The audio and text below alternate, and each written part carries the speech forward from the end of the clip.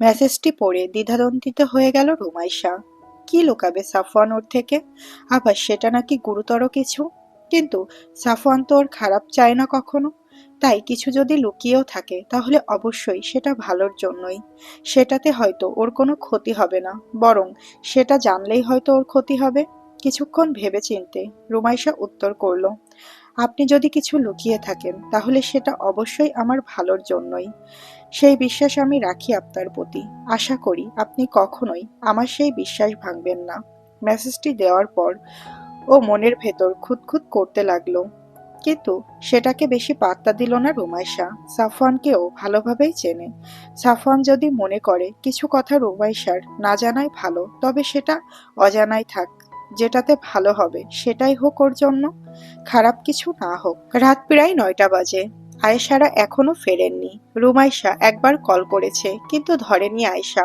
বড় খালার ফোন নাম্বারটাও ওর কাছে নেই। শামসুলও চিন্তিত। আয়েশারা না আসলে খেতে বসতে পারছে না তিনি। মনের ভেতর অশান্তি হচ্ছে, আবার খিদেও পেয়েছে। উনি নিজেও একবার কল করেছেন, কিন্তু আয়েশা ধরেননি। রুমাইশা খাবার গরম করছে রান্নাঘরে। তরকারিগুলো গরম করে একটা একটা করে ডাইনিং টেবিলে এনে রাখছে। কুকার থেকে গরম ভাতটা নামিয়ে নিয়ে এলো ডাইনিংয়ে। শামসুল পায়চারি করে বেড়াচ্ছে তার রুমের সামনে দিয়ে। রুমাইশা বাবার অস্থিরতা টের পেয়ে আর জোর করলেন না। খাবারগুলো ঠিকঠাকভাবে ঢেকে রেখে নিজের রুমে চলে গেল। থার্ড ইয়ারের বুক লিস্ট দিয়েছে। কোন কোন বইগুলো কিনতে হবে সেটা হিসেব করে টাকা নিতে হবে বাবার থেকে। বিছানায় বসে হোয়াটসঅ্যাপে বান্ধবীদের সাথে সেগুলো নিয়ে আলাপ করতে বসলো ও। কিছুক্ষণ পর গেটের কাছে একটা অটো এসে থামলো। খলবল করতে করতে আয়েশা, জুলেখা আর জুবায়ের নামলো গাড়ি থেকে। হাতে তাদের একগাদা শপিং ব্যাগ। তাদের আসার আওয়াজ শুনে শামসুল এগিয়ে গেলেন। এত এত শপিং ব্যাগ দেখে তিনি আয়েশাকে জিজ্ঞেস করলেন, কি কেনাকাটা করেছো এত? দেখে তো মনে হচ্ছে যশোরের সব দোকানপাট তোমরাই লুট করে নিয়ে এসেছো। আয়েশা হেসে বলল, হ্যাঁ, তাই করেছি। রুমে এসো, কথা আছে তোমার সাথে। তারপর জুলেখা আর জুবায়েরকে নিয়ে গেস্ট রুমের দিকে গেলেন আয়েশা। মায়ের আসার শব্দ শুনেও বের হলো না রুমাইশা। বইয়ের লিস্ট করতে ব্যস্ত ও। আয়েশা জিনিসপত্রগুলো গেস্ট রুমে রেখে নিজের রুমে এসে বোরখা ছাড়লেন। তারপর হাত মুখ ধুয়ে শামসুলের কাছে গিয়ে বসে ধীরে সুস্থে বললেন, রাফসানের বাবা, আমি তোমাকে না জানিয়ে একটা বড় ধরনের সিদ্ধান্ত নিয়ে ফেলেছি আমাদের মেয়েকে নিয়ে। আশা করি সেটাতে তোমারও অমত হবে না। শামসুল ফোনে অফিসের মেসেজ চেক করছিল। আয়েশার কথা শুনে নড়ে চড়ে বসলেন তিনি। ফোনটা পাশে রেখে ভ্রু কুঁচকে জিজ্ঞেস করলেন, রুমিকে নিয়ে আবার কি সিদ্ধান্ত নিয়েছো? কিরকম সিদ্ধান্ত? আয়েশা কিছুক্ষণ ইতিউতি করে গলা খাকারি দিলেন। তারপর বললেন, রুমির বিয়ের সিদ্ধান্ত। আমি জুবাইরের সাথে রুমিকে বিয়ে দিতে চাচ্ছি। ও ছেলে ভালো, ইতালি থেকে পড়েছে, ওইখানে ওর জবও হয়েছে, যাবে খুব শিগগির। আর জব হয়ে গেলে রুমিকে নিয়েও ইতালি চলে যাবে, সেখানেই থাকবে। সিটিজেনশিপেরও আবেদন করেছে ও। শামসুল অবাক হলেন আয়েশার কথায়। পরক্ষণেই বললেন, এত কিছু ভেবেছো আর আমাকে একবারও বলার প্রয়োজন মনে করলে না? তাছাড়া রুমির মতামত কি? ও কি রাজি এ বিয়েতে? আয়েশা মুখ অন্যদিকে ঘুরিয়ে বললেন, ওর রাজি কি আর অরাজি কি, আমরা যেখানে চাইবো বিয়ে ওর সেখানেই হবে। আর তোমাকে বলিনি, ভাবছিলাম সবকিছু গোছগাছ করব, তারপর তোমাকে বলবো। শামসুল বিস্মিত হয়ে বললেন, সবকিছু গোছগাছ করে বলতে কি গোছগাছ করে? আর রুমাইশার মত না নিয়ে তুমি ওকে বিয়ে দেওয়ার কথা ভাবছো কিভাবে? এখন সে যুগ নেই যে তুমি জোর জবরদস্তি করে যার তার সাথে বিয়ে দিবা। রুমির মতামতেরও তো একটা মূল্য আছে নাকি? তাছাড়া সাফওয়ানকে পছন্দ করেও সাফওয়ানের সাথে ওর বাগদানও হয়ে গেছে। আয়েশা ঝাঁঝিয়ে উঠেছেন, বললেন, যুগ নেই, যুগ বানিয়ে নেব। ও যদি ওইসব না করতো তাহলে আমি অবশ্যই ওর মতামত নিতাম। সাফওয়ানকে আমি অপছন্দ করি না, কিন্তু পছন্দও করি না। সেটার কারণও তুমি ভালোভাবেই জানো। আর ও যদি কিছুটা স্বাভাবিক হতো তাও মেনে নেওয়া যেত, কিন্তু ও অস্বাভাবিক। মানুষের সামনে আমরা ওকে কিভাবে নিয়ে যাব? মানুষ জানতে চাইবে না, দেখতে চাইবে না যে আমাদের জামাই কেমন, কি করে? তখন কি উত্তর দিবা তুমি? আমাদের জামাই জঙ্গলি, যাকে তাকে কামড়ে বেড়াই, এই বলবা? রুমির বিয়ে সাফওয়ানের সাথে মোটেই আমি দিতে রাজি না। আর গোছগাছ বলতে বিয়ের শপিং করে নিয়ে এসেছি আমরা।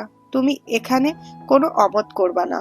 জুবায়ের যথেষ্ট ভালো ছেলে, ওর একটা ফিউচার আছে, রুমিকেও ভালো রাখবে। আর এসব সাফন টাফন ও বিয়ের কয়েকদিন পরই ভুলে যাবে জামাইয়ের কাছাকাছি থাকলে। তাই তুমি আর এসব নিয়ে ভেবো না। রুমিকে কিভাবে বিয়েটা করাতে হয় তা আমি ভালোভাবেই জানি। তুমি কোনো বাগড়া দিতে আইসো না। শামসুল বসে রইলেন থম মেরে। আয়েশা ঠিক কথাই বলেছে। মেয়ের জামাইকে তো মানুষের সামনে নিতে হবে, তখন কি হবে? আর সাফওয়ান তো কখনোই কারোর সামনে আসতে চাইবে না, মুখ খুলতে চাইবে না, তখন তো বিপদ আরো বাড়বে। মানুষ তো ওকে অসামাজিক বলবে। আর তাছাড়া মেয়েটারও লাইফ রিস্ক আছে। তার থেকে তো জুবাইরই ভালো, ভালো জায়গায় পড়াশোনা করছে, ইতালিতে জব নিয়ে সেটেল হবে, মেয়েকেও নিয়ে যাবে। এটা তো অনেক ভালো বিষয়, এখানে অমত করার মতো কিছু নেই। কিন্তু উনি তো মেয়েকে বলে ফেলেছেন যে সাফনের সাথে মেয়ের বিয়ে দিতে তার কোনো আপত্তি নেই। মেয়ে কি তাকে এখন বিশ্বাসঘাতক ভাববে? কিন্তু ভাবলেও তো কিছু করার নেই। সে বা তার স্ত্রী যা করেছেন মেয়ের ভালোর জন্যেই তো। হয়তো প্রথম প্রথম একটু কষ্ট হবে, তারপর ঠিক মানিয়ে যাবে। আর একটা বাচ্চা হলে তো আর কথাই নেই। কিন্তু তারপরও মেয়ের মতামত না নিয়ে এত বড় একটা সিদ্ধান্ত নিতে তার মন সায় দিচ্ছে না। শামসুলের ভাবুক চেহারার দিকে কিছুক্ষণ তাকিয়ে আয়েশা বললেন, অত ভাবার কিছু নয়, সময় হলে সব ঠিক হয়ে যাবে। এখন যে সিদ্ধান্ত নিতে তুমি দোটানায় ভুগছো, একদিন দেখবা সেই সিদ্ধান্তই তুমি সঠিক নিয়েছিলে। তুমি যদি এখন অনুমতি দাও তাহলে আমি বিয়ের কাজ শুরু করব। আজ রাতে তো আর সম্ভব না, কাল দুপুরের পরপরই বিয়ে পড়িয়ে ফেলবো। তেমন কেউ জানবে না, শুধু আমরাই। বিয়েটা বাড়িতেই হবে, আশেপাশের কেউ জানতে পারবে না। ভালোই ভালোই হয়ে গেলে জুবায়ের রাফসান আসার পরপরই রুমিকে নিয়ে চলে যাবে ওদের বাড়িতে। কোনো সমস্যা থাকবে না আর। আর একবার বিয়ে হয়ে গেলে সাফওয়ানও আর কোনো ঝামেলা করার সুযোগ পাবে না। শামসুল আর ভাবলেন না, যা হবে ভালোর জন্যই হবে। জুবায়েরকে তো উনি ভালোভাবেই চেনেন। দেশের বাইরে যাওয়ার আগে খুব ভদ্র আর শান্ত শিষ্টই ছিল, এখনো তেমনই আছে নিশ্চয়। রুমি খারাপ থাকবে না। তাছাড়া মেয়ে বাইরের দেশে সেটেল হবে মানেই তো ভালো ব্যাপার। সেখানে পরিবেশ এখানের থেকে কত উন্নত। রুমি ভালোই থাকবে। আর কোনো কিছু না ভেবে শামসুল আয়েশার হ্যাঁতে হ্যাঁ মিলালেন। স্বামীর সম্মতিতে আয়েশা সন্তুষ্টির হাসি দিলেন। তারপর চলে গেলেন সোজা রুমাইশার রুমে। রুমাইশা বিছানায় আধা শোয়া অবস্থায় বসে গুগল থেকে একটা বইয়ের পিডিএফ নামাচ্ছিল। আয়েশা ঘরে ঢুকে রুমাইশার কাছে গেলেন। রুমাইশা কিছু বুঝে ওঠার আগেই খপ করে ওর হাত থেকে ফোনটা নিয়ে নিলেন। রুমাইশা মায়ের দিকে জিজ্ঞাসু দৃষ্টিতে তাকাতেই আয়েশা বললেন, বাইরে আয়, সবাই বসে আছে বাইরে তোর জন্য। রুমাইশা অপ্রস্তুত হয়ে বলল, হ্যাঁ যাচ্ছি, কিন্তু তুমি আমার ফোন নিয়ে নিলে কেন? আমি তো ফোন এমনিতেই রেখে দিতাম। আর আমি একটা ফাইল ডাউনলোড করছিলাম, এখনো হয়নি। তুমি ফোনটা দাও, ওটা ডাউনলোড করে একটু চেক দিয়ে আমি আসছি এক্ষুনি। আয়শা তির্যক কণ্ঠে বললেন, ফোন পাবি না, তোর ফোন আমার কাছেই থাকবে আগামী কিছুদিন। এখন বাইরে যা, সবাই অপেক্ষা করছে। রুমাইশার মনে ভয় ঢুকে গেল। মায়ের মনে কি চলছে সেটা বোঝার চেষ্টা করলো। কম্পিত গলায় বলল, আমার ফোন তোমার কাছে কেন থাকবে? ফোনে কি সমস্যা? আয়েশা এবার ধমক দিয়ে বললেন, এত বেশি কথা বলিস কেন তুই? তোকে বাইরে যেতে বলা হয়েছে, ব্যাস তুই বাইরে যাবি। এত প্রশ্ন করিস কেন? দ্রুত যা, তোর বাবা খালা সবাই বসে আছে। রুমাইশার মাথার ভেতর রেড সিগন্যাল দিল। মা কোনো একটা গন্ডগোল পাকাতে চলেছে, কিন্তু সেটা কি? সেটা বুঝতে গেলে ওর বাইরে যাওয়া ছাড়া উপায় নেই। সাফওয়ানকে ও তো কিছুই জানানোর সুযোগ নেই আর। ফোন তো মা নিয়ে নিল। মায়ের দিকে কিছুক্ষণ অসহায় দৃষ্টিতে তাকিয়ে বিছানা থেকে নামল রুমাইশা। তারপর দরজা টেনে ডাইনিং এর দিকে এগোলো। আয়েশা এলেন পেছন পেছন। ডাইনিং এর সোফায় বসে আছে শামসুল, তার বিপরীতে বসে আছে জুলেখা আর জুবায়ের। জুবায়ের মুখে মিটি মিটি হাসি, জুলেখাও তাই। শুধুমাত্র শামসুলের মুখ ভার করে আছেন। ওনার মুখের অভিব্যক্তি দেখে বোঝার উপায় নেই যে উনি আসলে কেমন মুডে আছেন। রুমাইশা এসে দাঁড়ালো বাবার পাশে। জুলেখা হাসি মুখে রুমাইশার হাত ধরে বললেন, আয় মা, আমার পাশে বস। তারপর ওকে হাত ধরে নিজের পাশে নিয়ে বসালেন। রুমাইশার খালার পাশে বসে বাবার দিকে প্রশ্নসূচক দৃষ্টিতে তাকালো একবার। শামসুলের চোখ পড়তেই তিনি চোখ ফিরিয়ে নিলেন। মেয়েকে একরকম কথা দিয়ে আবার অন্যরকম করা অপরাধ বোধে ভুগছেন তিনি। বোনের সামনে কিভাবে গিয়ে দাঁড়াবেন সেটাও মাথার ভেতর ঘুরছে। জুলেখার থেকে তিনি যে রুনিয়াকে বেশি বিশ্বাস করেন, আর সেই বিশ্বাসের মাত্রা যে কতটা বেশি সেটা শুধু তিনিই জানেন। কিন্তু জুলেখাও হয়তো তার মেয়েকে অযত্নে রাখবেন না। চিন্তায় কিলবিল করা মাথাটা ভারী হয়ে ক্রমশ নিচের দিকে ঝুঁকে গেল যেন শামসুলের। রুমাইশা কেমন যেন সাহস হারিয়ে ফেললেন। এরা আসলে কেন এভাবে সাজিয়ে গুছিয়ে এইখানে বসেছে তার কোনো আগামাথা বের করতে পারছেন না ও। আয়েশা শামসুলের পাশে বসে শামসুলকে বারবার ইশারা দিচ্ছেন রুমিকে বিয়ের কথাটা বলতে, কিন্তু শামসুল অসম্মতি জানালেন প্রত্যেকবার। শেষে আয়েশাই কথাটা তুললেন। গলা খাকারি দিয়ে তিনি বললেন, রুমি, আমরা তোর ব্যাপারে একটা সিদ্ধান্ত নিয়েছি, তোর বাবা, আমি, রাফসান সবাই মিলে। আর যে সিদ্ধান্ত নিয়েছি সেটা অবশ্যই তোর ভালোর জন্যই। কারণ আমরা তোর পরিবার, আমরা কখনোই তোর খারাপ চাই না। আর পরিবারই একমাত্র জায়গা যেখানে মানুষগুলো তাদের প্রিয় মানুষদেরকে সবসময় সবচেয়ে ভালোটা দেওয়ার চেষ্টা করে। রুমাইশা মনোযোগ দিল মায়ের কথায়। আয়েশা কিছুক্ষণ থেমে আবারও বললেন, তুই তোর জুলেখা খালাকে জন্মের পর থেকেই চিনিস। তোর খালা অনেক ভালো মনের মানুষ। আর তোর জুবাইয়ের ভাইও অনেক ভালো একটা ছেলে। সে বাইরে থেকে পড়াশোনা করেছে ইঞ্জিনিয়ারিং সাবজেক্ট নিয়ে। সেখানে ভালো জবও হয়ে যাবে কিছুদিন পর, সেখানেই সেটেল হবে। আর বিয়ের পর তোকেও নিয়ে যাবে। সে ছেলে হিসেবে খুবই উপযুক্ত সব দিক দিয়ে। তাই আমরা চাচ্ছিলাম জুবাইয়ের সাথে তোর বিয়েটা দিতে। মায়ের কথা যেন রুমাইশার হৃদস্পন্দন থেমে গেল। বিস্ফোরিত নয়নে তাকিয়ে রইল ও মায়ের দিকে। আয়েশা কথা বলেই যাচ্ছে, কিন্তু তার একটি কথাও কর্ণগোচর হলো না রুমাইশার। ওর কানে শুধু একটা কথাই বাজতে লাগলো, আমরা চাচ্ছি জুবাইরের সাথে তোর বিয়েটা দিতে। রুমাইশার মাথার ভেতরটা ঘুরে উঠল, কান দিয়ে গরম ধোঁয়া বের হচ্ছে যেন। অবিন্যস্ত দৃষ্টিতে বাবার দিকে একবার তাকালো ও, কিন্তু শামসুল নিচের দিকে তাকিয়ে আছেন। মেয়ের চোখে চোখ মেলানোর সাহস পাচ্ছে না তিনি। রুমাইশা মনে হলো যেন ওর চারপাশটা পৃথিবীটা ঘুরছে। জুবায়ের, ওই লুচ্চা জুবায়েরকে মা ওর সাথে গুছিয়ে দিতে চাচ্ছে। মা ওর সাথে এইরকম করলো, আর বাবা, বাবা যে ওকে বলল সাফওয়ানের সাথে বিয়ে দিতে, বাবার কোনো আপত্তি নেই। তাহলে এখন বাবা এভাবে মাথা নিচু করে আছে কেন? এসব কি তাহলে ওর দুর্বলতার সুযোগ নেওয়ার জন্য? বাবা কি ওর সাথে বিশ্বাসী হওয়ার অভিনয় করলো শুধু? বাবা এরকম করতে পারলো? আর রাফসান ভাইয়া, সেও এদের সাথে মিলে এরকম একটা গা ঘিন ঘিন করা লুচ্চার সাথে ওকে বিয়ে দিতে রাজি হলো। এরাই নাকি ওর আপন মানুষ। একবার জানার চেষ্টা করলো না ওর মনের কথাটা, শুধু নিজেদেরটাই ভাবলো।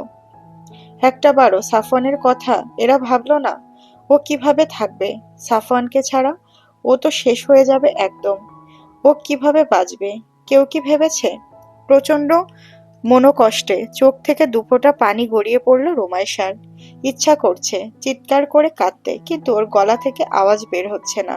নিজেকে এই জগতের সবচেয়ে অসহায় প্রাণী মনে হচ্ছে ওর। কান্না চোখে আরো একবার অভিমানিনী দৃষ্টিতে বাবার দিকে তাকালো ও। কিন্তু শামসুল আগের মতোই মাথা নিচু করে বসে আছে। রুমাইশার চোখের পানি দেখে জুলেখা হেসে বললেন, আরে পাগলি মেয়ে, এইভাবে কাদার কি আছে? তোকে কি সারা জীবনের জন্য নিয়ে যাব নাকি? তুই তো তোর বাবার মেয়ে হয়েই থাকবি। এখনো বিয়ে হতে পারলো না, আগে থেকেই পাগলি কাঁদছে। আয়েশাও তাল মেলালো জুলেখার সাথে। নিজের মাকে এভাবে হাসতে দেখে ও অসহায় চোখে তাকালো মায়ের দিকে। মায়েরা নাকি সন্তানের মুখ দেখলেই সন্তানের মনের অবস্থা বুঝে যায়, সন্তানের দুঃখ কষ্ট বুঝে যায়। তাহলে তার মা বুঝছে না কেন? তার মা কি দেখছে না তার চোখে ফুটে ওঠা অসহায়ত্বের পরিমাণ? রুমাইশার গলা দিয়ে কোনো কথা বের হচ্ছে না। বুকের ভেতর কেমন চিনচিনে ব্যথায় মোচড় দিয়ে উঠছে থেকে থেকে। কি করবে ও? কাকে জানাবে? সাফওয়ানকে জানানোর তো আর কোনো সুযোগ নেই। তাহলে ও কি করবে এখন? এই বিয়ে ও কিছুতেই হতে দেবে না। সাফওয়ানকে ছাড়া ও আর কাউকে বিয়ে করবে না। তাতে যদি ওর প্রাণটাও চলে যায়, তবে তাই যাক। দাঁত মুখ শক্ত হয়ে গেল রুমাইশার। হাত দিয়ে চোখের পানিটা মুছে নিল ও। জুলেখা পাশে বসে রুমাইশার উদ্দেশ্যে বললেন, বিয়ে তো কালকেই। তোর বিয়ের শাড়ি গহনা সব কেনা হয়ে গেছে। রাতের বেলা একবার দেখে নিস। পছন্দ অপছন্দেরও তো একটা ব্যাপার আছে। কোনো কিছু পছন্দ না হলে কালকেই জুবাইর বদলে নিয়ে আসবে। আর যেগুলো গায়ে দিতে হবে সেগুলো তোর মা যে মাপে বলেছে তেমন মাপেই এনেছি সব। জুবাইর নিজের পছন্দ করে কিনেছে সব। একবার ট্রাই করে দেখিস হচ্ছে কিনা গায়ে। জুবাইর মায়ের পাশ থেকে এক প্রকার উকি দিয়েই দেখে যাচ্ছে রুমাইশাকে। ওই নরম দেহকে নিজের আলিঙ্গনে ধারণ করতে ওর আর তর সইছে না। লোলুপ দৃষ্টিতে রুমাইশাকে পরখ করছে পা থেকে মাথা পর্যন্ত। বিয়েটা ওর এখন হলেই ভালো হয়। রুমাইশা নিজের জায়গায় যেন জমে গেছে। ওর জীবনের সাথে এইরকম কিছু হবে ও তা কখনোই মেনে নেবে না, কোনোদিনও না। দরকার হলে পালাবে ও। কিন্তু কিভাবে পালাবে? কিভাবে? কোনো রাস্তা তো দেখছে না। ব্লেডগুলো কোথায় আছে? বাবার টেবিলের ড্রয়ারে আছে কয়েকটা, কিন্তু কিভাবে নেবে ও? পালাতে না পারলে আত্মহত্যা ছাড়া ওর আর উপায় নেই। এই বিয়ে ও জীবনেও করবে না। ভাবনার এক পর্যায়ে জুলেখা হঠাৎ বলে উঠলেন, কাল যেহেতু তোদের বিয়ে, তোরা দুজন একটু কথা বল নিজেদের মধ্যে। তোরা তো একে অপরকে চিনিস অনেক আগে থেকেই, কিন্তু তোরা যেহেতু এখন স্বামী স্ত্রী হতে চলেছিস, তোদের তো সেইভাবে প্রস্তুত করতে হবে নিজেদেরকে, তাই না? নিজেদের ভেতরে কথা বলে ঠিকঠাক করে নে। আয়েশা ভরকালেন, রুমাইশা যদি জুবায়েরকে বলে দেয় যে সাফওয়ানকে ভালোবাসে বা সাফওয়ানের সাথে একসাথে থেকেছে ও রাতে, তাহলে কি হবে? না, এটা হতে দেওয়া যাবে না। তাড়াতাড়ি করে তিনি জুলেখাকে বাধা দিয়ে বললেন, আরে আপা, কি দরকার? ওরা তো চেনেই একে অপরকে। আর একবার বিয়ে হয়ে গেলে স্বামী স্ত্রীর সম্পর্ক এমনিতেই ওরা নিজেরাই ঠিক করে নেবে। তার জন্য আগাম প্রস্তুতির দরকার হবে না। তুমি ও নিয়ে চিন্তা করো না। কিন্তু জুলেখা মানলেন না আয়েশার কথা। তিনি রুমাইশাকে উদ্দেশ্য করে বললেন, তুই জুবায়েরকে নিয়ে তোর রুমে যা, গিয়ে তোরা কথা বল। ভাই বোন থেকে হাজবেন্ড ওয়াইফ হতে গেলে একটু প্রস্তুতি তো দরকারই হয়। তোরা গিয়ে কথা বল। রুমাইশা পিঠে হাত দিয়ে ইশারা করলেন উঠে যেতে। আর জুবায়েরকেও বললেন। জুবায়ের যেন এই সুযোগের অপেক্ষাতেই ছিল। রুমাইশা মায়ের দিকে একবার তির্যক চোখে তাকিয়ে উঠে চলে গেল নিজের রুমে। জুবায়ের গেল ওর পেছন পেছন। রুমে ঢুকে দরজাটা ভেজিয়ে দিল জুবায়ের। আর তারপরেই পেছন থেকে খপ করে রুমাইশার হাত ধরে নিল ও।